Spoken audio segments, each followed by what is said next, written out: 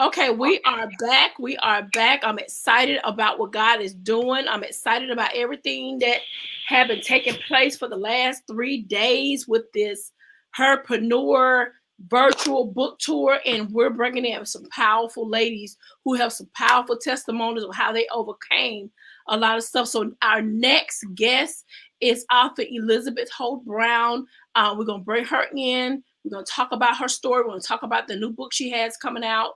And so we're very excited to have her on the show. So let's introduce her now. Welcome to the show, uh, author Elizabeth Hope Brown. So how are you today? I'm good. I'm good. I'm good. Thank you for having me. I was just telling you before we came in, I said this morning I called the first broadcast and I was like, Lord, when I think of the goodness of Jesus and all he's done for me, my soul truly cries, hallelujah. Been there, done that, sis. Great broadcast. I've been trying to catch snippets of them along the way. And I said, they can't provoke me because I have a script on purpose so that we can touch everything in this 20 minutes because I'm with you.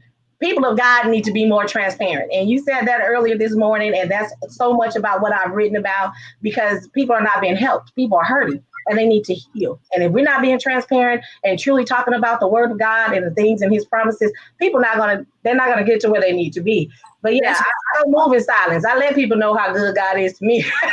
And I'm not ashamed.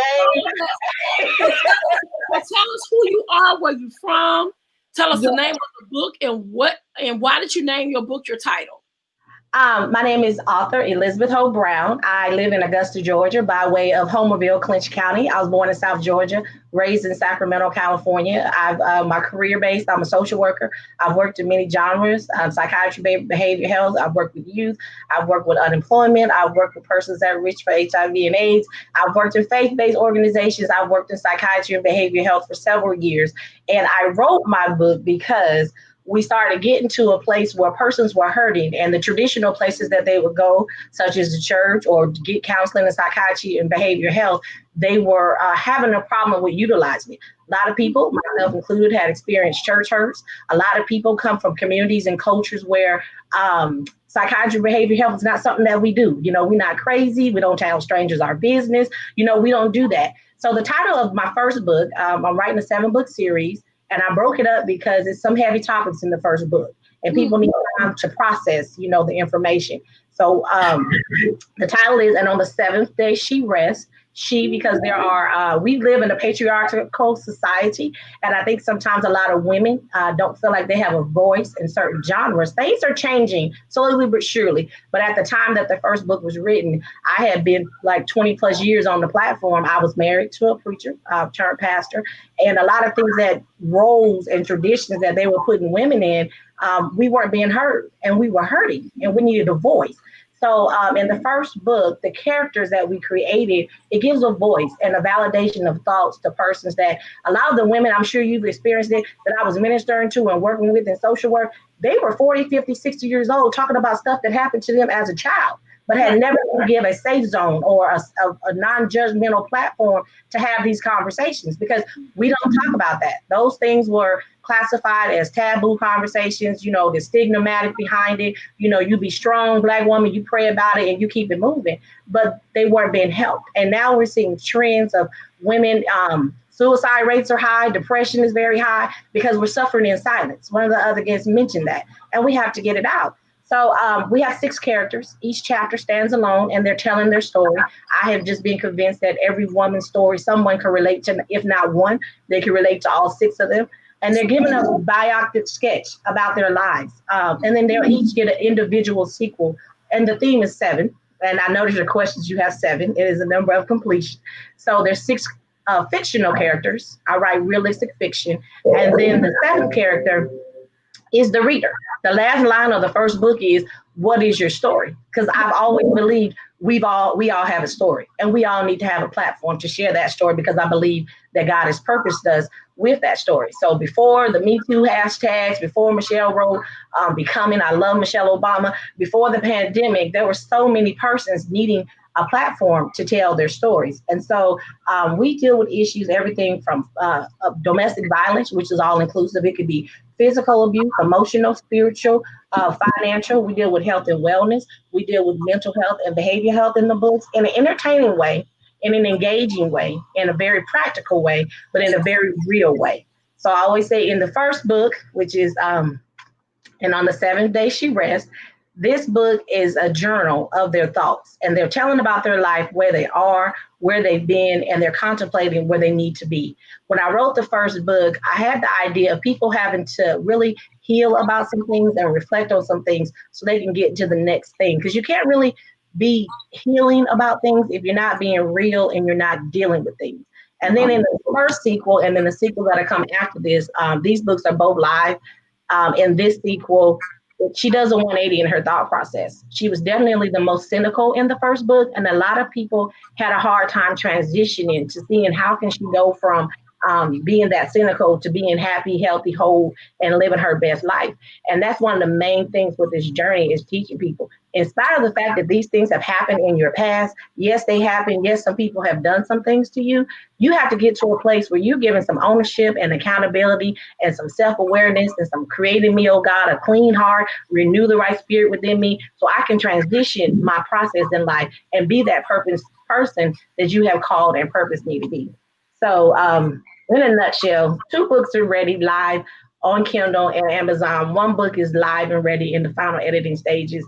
And those characters are just given the platform to speak their voices, tell their story, give validation to their thoughts. Yes, these things happen. Yes, they hurt, but they are very real and you can deal with them no matter what the background may be. And so that's pretty much in a nutshell the journey. We're on book 3 of 7. Right. So as a 13-year-old, what would you say to you as a 13-year-old right now? Well, be authentically you. As a 13-year-old, I would say prioritize yourself. It's not being selfish. Balancing life and making sure the things that God has shown you as early as 13 years old is very real, is very attainable. And no matter when puberty hits and the flirting and the feel good moments hit and going away from home for the first time and peer pressure hits, still stay focused on those things. Because I believe we all really get our calling at a very young age. And then depending on the things that we're exposed to is kind of what distracts us on our journey from where we're ultimately going to end right back up to where I am. I was in sixth grade when I first said I was going to write a book. You know, I've always been a writer. And it took me to be in my 40s before I actually literally did it. But it was for a time such as this. I mean, it was God's timing because had I written it then, it wouldn't have been as effective as it has been, you know, now. So I would tell my 13, and I'm sorry, of the 6 characters, there's 5 adult women and 1 teenage girl. And initially it was an adult woman. And I changed her back to a 14-year-old girl because if you look at the cover, that's my daughter at 14. And we had came back from Jamaica and she was sleeping and I took a picture of her. And when it came time for the book cover, I asked her, so Princess, can we use your picture? And at first she was like, oh my God. But in that moment, that's when we're not worried about anything. We're 14. She's getting rest in peace. She's not worried about no bills. She's not worried about no boyfriends. She's just getting rest. And I think that a lot of us had to go back to that moment when we were 14, when we were resting at 13, getting rest, not really having major worries about this world.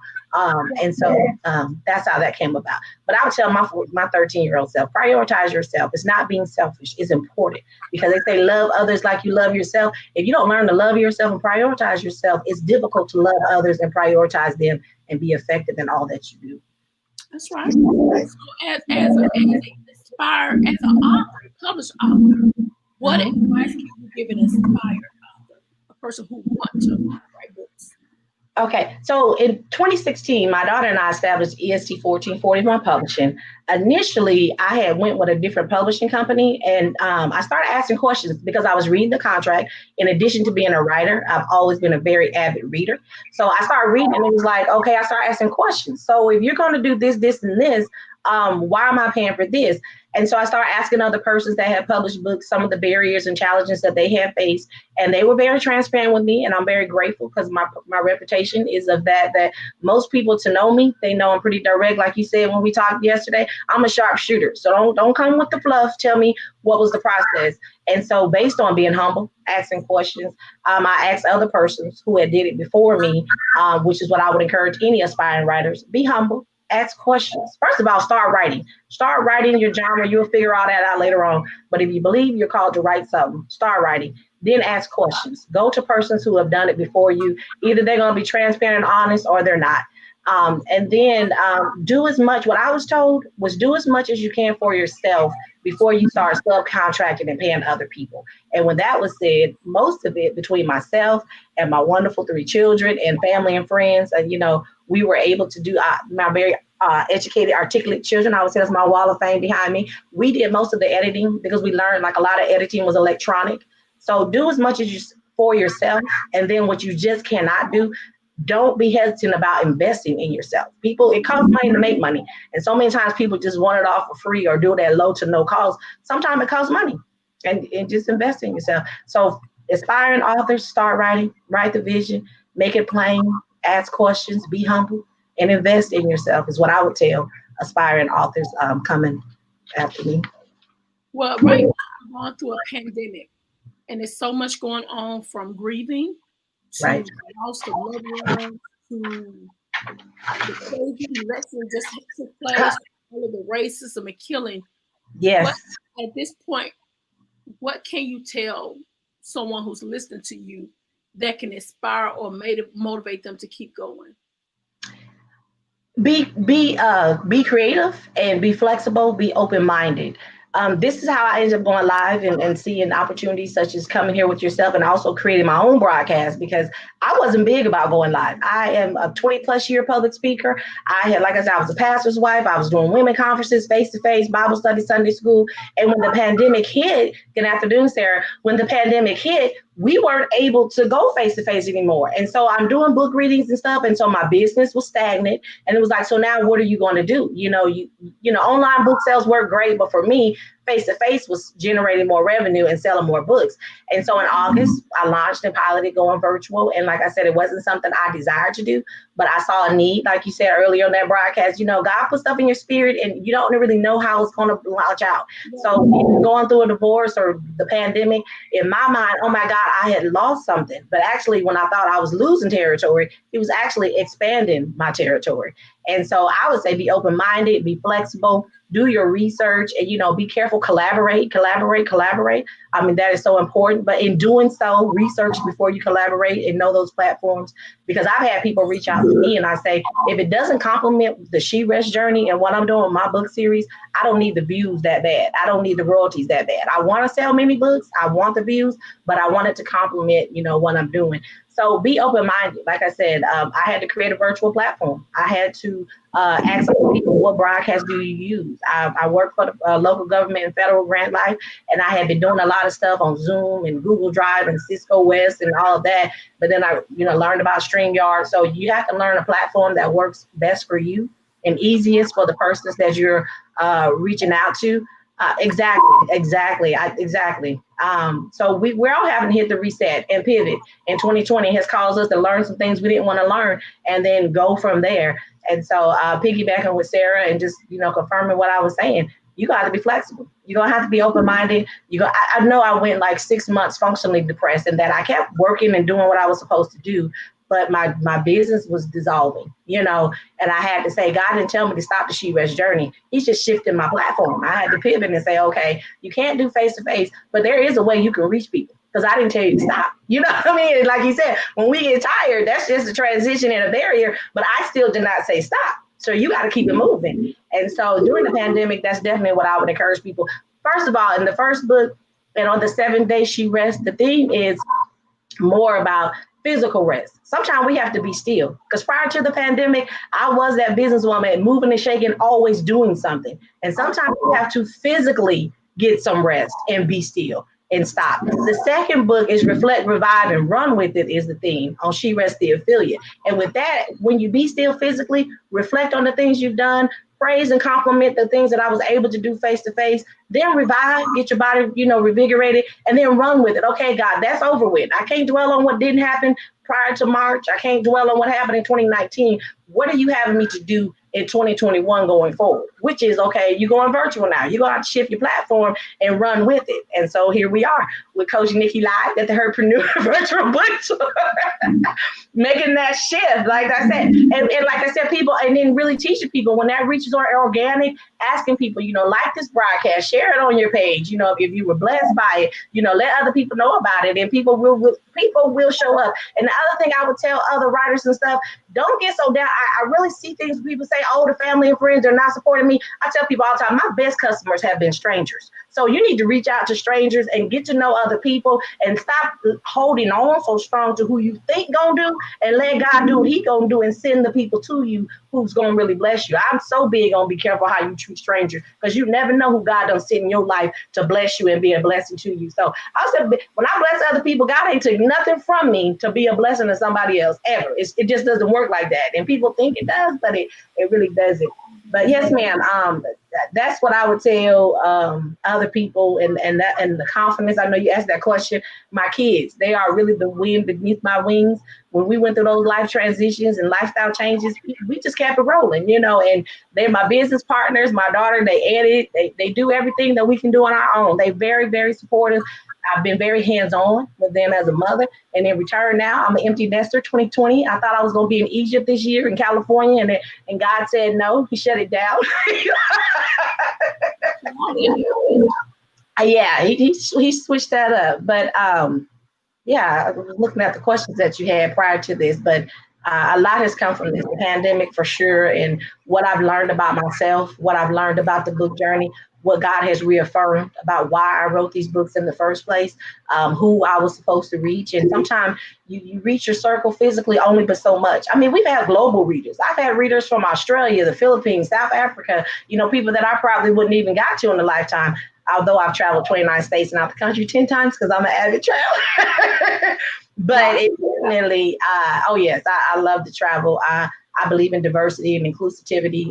Again, with the characters, there's only one character that I identify with race, and that's intentional, because her issues is not about race. It's really about more behavior health and her desire for love. And sometimes we look up for love in all the wrong places.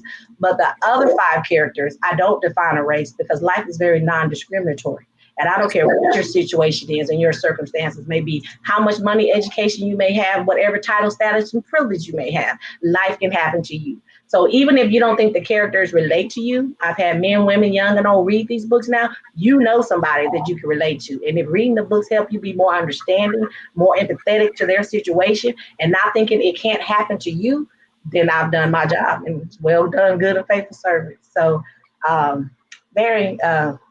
very proud about what God is doing, very humbled and grateful. Definitely give him all the glory for what he has done.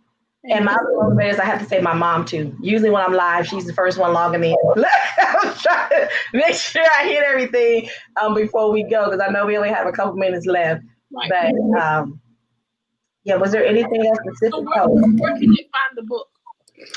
The books are actually available on 80 different channels. For the first book, they are available on, I'm going to put them in there really quickly. They're available on Amazon, but if you are a member of Books A Million or Barnes & Noble or any of those book clubs, you can find them there as well. They're also available on Kindle. So for those of you that are electronic readers and you like to, I just put them in the private chat. For the electronic readers that like to read, you can get those on Kindle as well. So, and then book 3, I'm hoping to launch that before the year ends out. And they're available. So okay. Sounds good to me. Well, thank you so much for your time. Yeah, thank you so much for being part of this tour. Thank you so much for all the things that you have brought to this community. Books are so important. It is so important. Yeah. Reading is fundamental. So it's important to know, things that's going to help you to be who God has called you to be, and the connections of the people that God has put in your place to make sure you're living the best life that God could give you. And that includes family, friends, even strangers. God has sent people your way just to bless you. That's right. Amen. That's right. So we have it here, Author Elizabeth Brown. Thank you for joining the tour. And until next time, God bless. I speak nothing but prosperity, blessings all over your life and your books and your family. You as well. Thank you. You hang on in there, sis. You too. We'll see you guys on the next tour. Take care, guys.